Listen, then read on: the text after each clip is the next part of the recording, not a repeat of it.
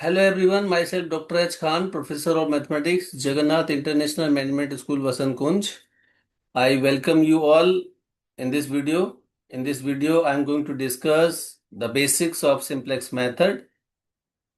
As you are aware that the simplex method is used to solve the linear programming problems. So here we will discuss the method, how we solve a linear programming problem using simplex method. So before going to discuss about the method, you should learn some basic concepts, some definitions about the method. Number one is select variables और surplus variables. सबसे पहले आपको पता होना चाहिए कि select variable क्या होता है, सरप्लस वेरिएबल क्या होता है। देखिए, तीन टाइप के वेरिएबल यहाँ पर आपको मिलेंगे। Number one basic variables, number two select variables, number three surplus variables. तो बेसिक वेरिएबल्स क्या होता है और सरप्लस वेरिएबल क्या होता है, सिलेक्ट वेरिएबल्स क्या होता है, इनके बारे में पहले आप समझिए। उसके बाद हम बात करेंगे कि कैसे हम सिंप्लेक्स मेथड को स्टार्ट करते हैं। तो नंबर वन आपके पास क्या है, बेसिक वेरिएबल्स। तो basic variables are simple variables, मतलब इसको हम डिसीजन वेरिएबल भी कह सकते हैं। ठीक है, suppose you have a linear programming problem, maximize z is equal to 2x plus 3y, subject to x plus y less than equal to 12 and 2x plus 5y less than equal to 20, x y is greater than equal to 0. Suppose you have the linear programming problem just like that. Okay, so here maximize z is equal to 2x plus 3y. This is the objective function of the linear programming problem, and subject to x plus y less than equal to 12, 2x plus 5y less than equal to 20. These are called the linear constraint for the linear programming problem. And xy is greater than equal to 0. This is called the non-negative restrictions for linear programming problem. Okay. So here the variables x, y are the basic variables. Basic variables आप इसको कह सकते हो, और आप इसको कह सकते हो डिसीजन वेरिएबल्स भी आप कह सकते हैं। ठीक है, तो basic variables and decision variables are same in linear programming problem. Okay, I hope you understood. अब मैं बात करता हूं कि यहाँ पर आप जानना चाहेंगे कि स्लैक वेरिएबल क्या होता है। What do you mean by slack variable? Slack S L A C K, slack S L A C K, slack variables क्या होते हैं? ये डेफिनेशंस एग्जाम में अक्सर पूछी जाती है स्लैक और सरप्लस वेरिएबल्स की। ठीक है, तो स्लैक वेरिएबल्स बेसिकली क्या होते हैं? सिंपली आप समझिएगा, the variables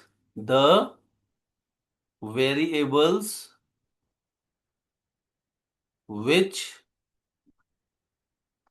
we add on left hand side, of the linear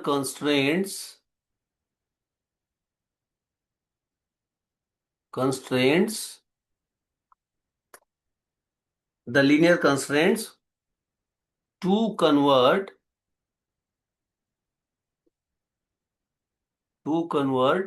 linear inequation to convert linear inequations into equations are called slack variables,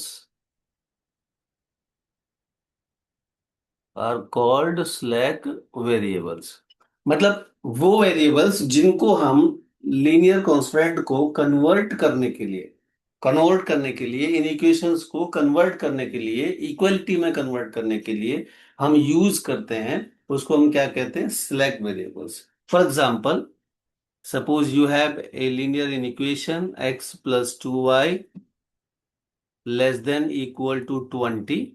देखना यहाँ पर left hand side is already less than from right hand side.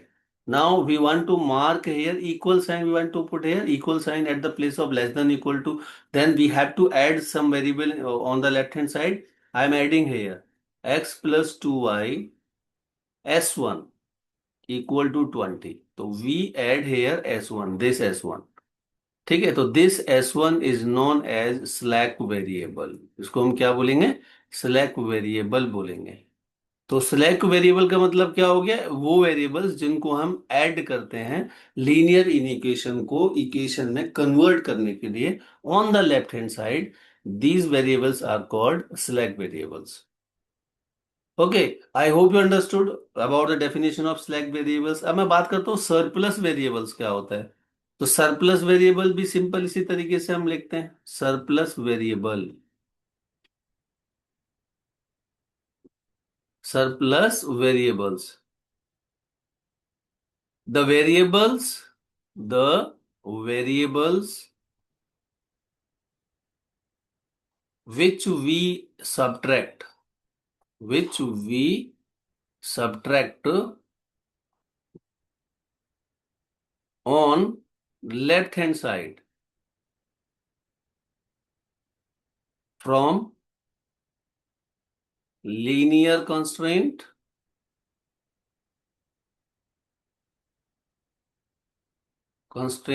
to convert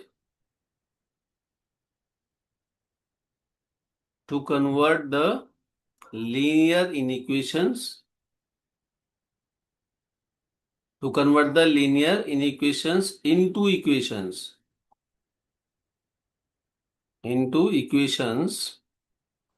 are called surplus variables, are called surplus variables. Example, for example, suppose you have 2x plus 5y greater than equal to 30. So here left hand side is already greater than the right hand side. So now to balance it, to put here the equal sign, we have to subtract a variable. Have here 2x plus 5y minus s1 मैंने कर दिया, equal to 30 हो गया। तो now this time this s1 is called the surplus variable। अब यहाँ पर ना एक सवाल आपके माइंड में उठता है कि सर आपने ना वहां पर स्लैक वेरिएबल को भी एस वन लिखा है और सरप्लस वेरिएबल को भी एस वन लिखा है, तो ये कोई क्वेश्चन नहीं है, ऐसा हम लिख सकते हैं, कोई इश्यू नहीं है इसमें। वेरिएबल का जो नेम है ना यहाँ पर डिपेंड करता है कि उस वेरिएबल को अगर हमने ऐड किया है तो वो कहा जाएगा स्लैक वेरिएबल। अगर सेम वेरिएबल को हमने सब्ट्रैक्ट किया है तब उसको क्या कहेंगे? हम सरप्लस वेरिएबल कहेंगे। ठीक है, तो इससे किसी को कंफ्यूज होने की जरूरत नहीं है कि इसी को S1 को हमने स्लैक बोल दिया, S1 को हमने सरप्लस बोल दिया, ऐसा कुछ नहीं होता है। तो हम उस तरीके से लिख सकते हैं, मतलब वेरिएबल का जो नेम है ना उसके नेचर के ऊपर डिपेंड करता है। अगर मान लीजिए हमने एस, अब यहाँ पर किसी को S1 से दिक्कत है तो आप कोई भी वेरिएबल यहाँ पर एज्यूम कर सकते हैं। S1 के प्लेस पर आप P लिख लीजिए, Q लिख लीजिए, R लिख लीजिए, whatever you want to assume here you can assume as a variable. But definition क्या है? डेफिनेशन सिंपल है, सिलेक्ट वेरिएबल का डेफिनेशन होगा जो वेरिएबल्स को हम ऐड करते हैं उसको हम सिलेक्ट वेरिएबल बोलेंगे यहाँ पर शॉर्ट में, और जिसको हम सब्ट्रैक्ट करते हैं उसको हम क्या बोलेंगे? सरप्लस वेरिएबल बोलेंगे। ठीक है, तो I hope you understood the concept of basic variables और सरप्लस वेरिएबल्स और सिलेक्ट वेरिएबल्स। इसके बाद आता है कि सॉल्यूशन क्या होता है, basically solution of linear programming problem क्या होता है, इसको भी आपको समझना होगा before discussing the simplex method. कैसे? Solution of LPP, solution of LPP means solution of linear programming problem. There are two parts. Part number one, to find the initial basic feasible solution. Initial basic feasible solution. To find initial basic feasible solution. Short में हम इसको बोलते हैं IBFS। IBFS। Number two, the optimal solution, the optimal solution। देखिए, linear programming problem हो, assignment problem हो, transportation problem हो, इन सारी प्रॉब्लम्स के जो सॉल्यूशन है ना, वो दो फेज में किया जाता है। फर्स्ट फेज होता है इनिशियल बेसिक फिजिबल सॉल्यूशन को फाइंड करना, और सेकंड फेज होता है to find the optimal solution. अब initial basic feasible solution basically क्या होता है, राइट? तो suppose you have N number of equations, है ना। मैं इसको थोड़ा एक्सप्लेन कर देता हूँ इनिशियल बेसिक फिजिबल सॉल्यूशन को। ठीक है, IBFS, IBFS, initial basic feasible solution. Suppose you have m number of equations, and n number of variables, n number of variables. Then in linear programming problem, the basic solution या IBFS is given by setting n minus m basic variables equal to 0, right? तो n minus M basic variables को equal to 0 put करने पर क्या निकल के आएगा, initial basic feasible solution निकल के आएगा। डेफिनेशन से थोड़ा समझ में कम आएगा ये आपको, लेकिन जब न्यूमेरिकल क्वेश्चंस पर हम बात करेंगे तो शायद आपको समझ में आएगा किस तरीके से हम इसको सॉल्व करते हैं। सेकेंड आपका आता है ऑप्टिमल सॉल्यूशन। अब ये इनिशियल बेसिक फिजिबल सॉल्यूशन जो आपने कैलकुलेट किया है, क्या ये सॉल्यूशन ऑप्टिमल सॉल्यूशन है? अगर ऑप्टिमल सॉल्यूशन है तो उसको किस तरीके से हम फाइंड आउट करते हैं? ठीक है, तो ऑप्टिमल सॉल्यूशन का बेसिकली डेफिनेशन क्या होता है? ऑप्टिमल सॉल्यूशन, तो ऑप्टिमल सॉल्यूशन का सिंपल डेफिनेशन यहां पर होता है कि the solution which optimize which optimized the initial basic feasible solution, initial basic feasible solution. The solution which optimize the initial basic feasible solution is called optimal solution, is called optimal solution। इसको हम optimal solution कहते हैं। ठीक है, तो इस video में आपने क्या सीखा? इस वीडियो में आपने सीखा कि बेसिक वेरिएबल या डिसीजन वेरिएबल क्या होता है, और स्लैक वेरिएबल्स क्या होते हैं, सरप्लस वेरिएबल्स क्या होते हैं, सॉल्यूशन ऑफ एलपीपी क्या होता है। सॉल्यूशन ऑफ एलपीपी को हम दो पार्ट में डिवाइड करते हैं, इनिशियल बेसिक फिजिबल सॉल्यूशन और दूसरा ऑप्टिमल सॉल्यूशन, राइट? तो ये बेसिक टर्म्स हैं before going to discuss the simplex method. ठीक है, तो गाइज इस वीडियो में मैं इतना ही आपको बस समझाऊंगा कि बेसिक डेफिनेशंस क्या है, बेसिक टर्मिनोलॉजी क्या है before learning the simplex method. ठीक है, नेक्स्ट वीडियो लेकर आऊंगा, उस पर एक प्रॉपर क्वेश्चन लेकर एक सिंपलेक्स मेथड से क्वेश्चंस को हम सॉल्व करेंगे।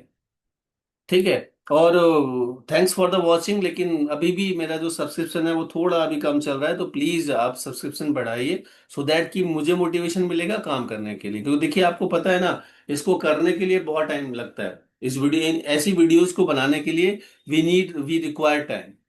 और अगर सब्सक्रिप्शन नहीं बढ़ेगा तो शायद कहीं ना कहीं पर मैं डीमोटिवेट वहां से हो जाऊंगा, तो फिर मैं हो सकता है कि मुझे बंद करना पड़े। तो प्लीज आप इसको, मेरे चैनल को मैक्सिमम लोग बच्चों को भेजिएगा और सब्सक्राइब कीजिएगा इसको, जिससे कि इस चैनल की ग्रोथ हो सके। और मैं आपसे वादा करता हूँ कि मैं डे बाय डे आपको ऐसी वीडियोस लाता रहूंगा, जिससे कि आपको किसी से भी कहीं पर भी पैसे देके पढ़ने की रिक्वायरमेंट ना हो। ठीक है, थैंक्स फॉर द वॉचिंग, मिलता हूँ नेक्स्ट वीडियो में। Thank you, bye bye, take care.